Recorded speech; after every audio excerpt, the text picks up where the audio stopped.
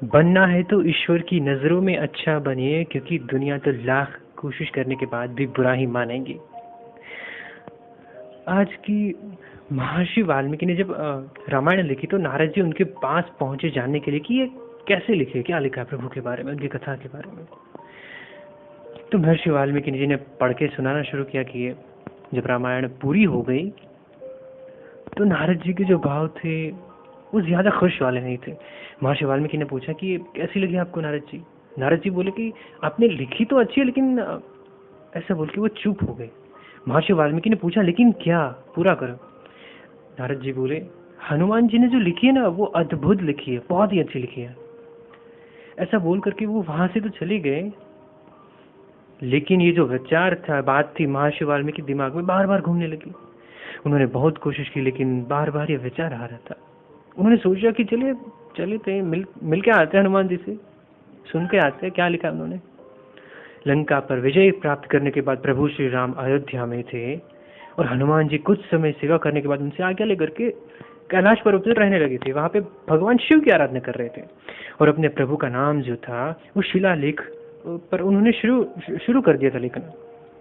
और उन्होंने उस शिला पर, चट्टान पर हनुमंत रामायण लिखी थी।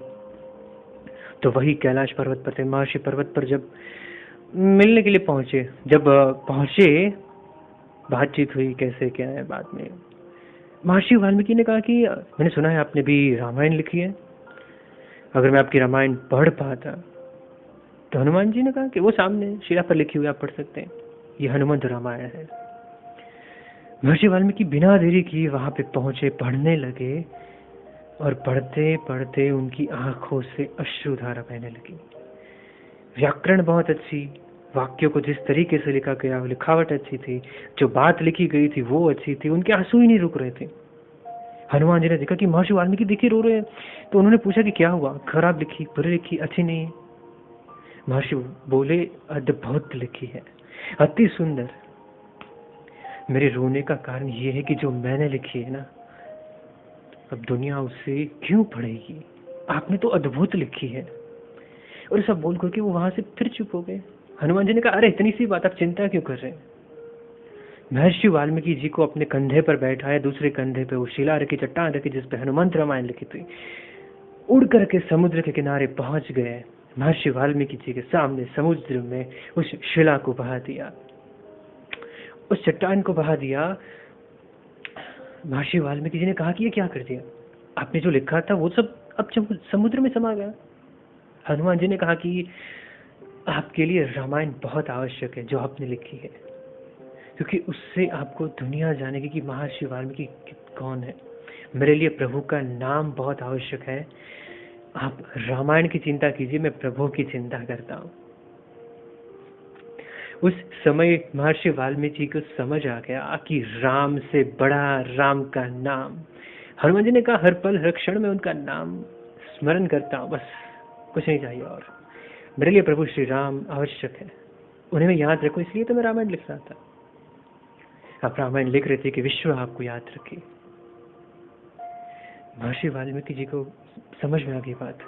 ये कथा जो कहानी जो है ये आपकी हमारी जिंदगी में भी लागू होती है। आजकल बहुत सारे लोग हैं जो नाम कमाने के लिए, फेम कमाने के लिए काम कर रहे हैं। दुनिया हमारे लिए क्या करेगी, हम यही सोच रहे थे अक्सर अक्सर। जैसे आज हनुमान जी की सब आराधना करता है, उनको पूजा जाता है, शक्ति का रूप कहा जाता है। उनकी रामायण हमें पढ़ने को भी नहीं मिली, लेकिन हम सब जानते हैं कि प्रभु श्री राम के सबसे बड़े भक्त थे हनुमान जी महाराज, जो आज भी हमारे साथ विद्यमान है इस सृष्टि पर। हर कण में, हर पल में, हर जगह वही है। जानत तुम्हें तुम्हें हो रही जा रही है, प्रभु के चरणों में वास करते करते प्रभु बन चुके हैं। जो सार है उसे याद रखिएगा, इतना अच्छा काम कीजिए कि अपने आप दुनिया आपके बारे में बात करे, आपकी जो कीर्ति है उसका गायन। अपने काम पे फोकस कीजिए, फेम के पीछे मत भागिए, काम के पीछे भागिए। अपने वर्क पे फोकस कीजिए, डेडिकेशन कीजिए। वीडियो अच्छी लगी है तो लाइक कीजिए, नहीं अच्छी लगी तो डिसलाइक कीजिए। मिलते हैं एक नई वीडियो में, तब तक के लिए अलविदा।